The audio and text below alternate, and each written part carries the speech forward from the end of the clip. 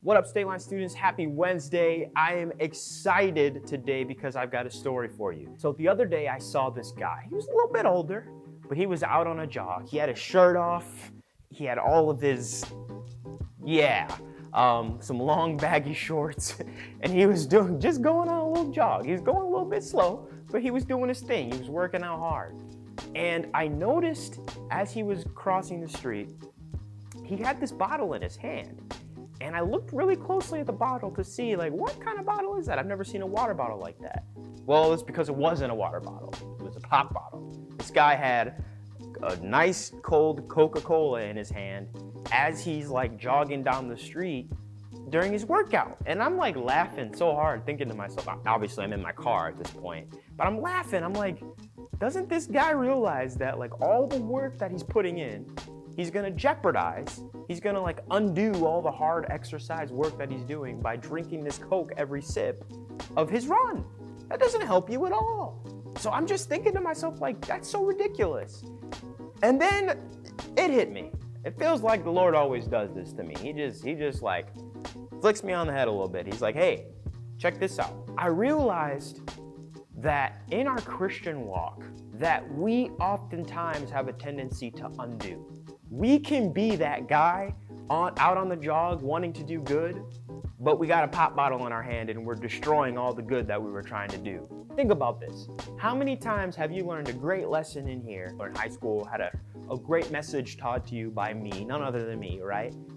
How often have you heard about love, for example, and then went and got mad at your brother the moment you stepped out of this room?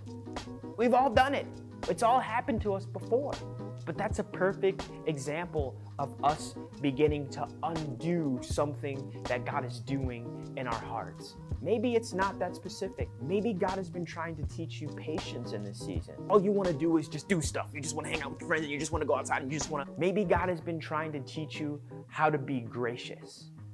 But you can't stop being mad at people and you're upset that people don't see your side and you wish that you could get your way more. Maybe God is trying to teach you how to have a little bit of peace. But you keep jumping into arguments and you're constantly in that group message where there's a lot of drama and you're always on Instagram looking for the gossip. God is always trying to do something in our hearts. But we have to be willing to continue to do the hard work that it takes to continue on the path that God has put us on. I mean, let's be honest though, sometimes it's a lot easier to be angry than it is to have peace or patience. I mean, it's a lot easier to be greedy and want more when God is asking us to have some sort of thankfulness. And it's way easier to be jealous of what somebody else has when we're really just supposed to be content with what we have.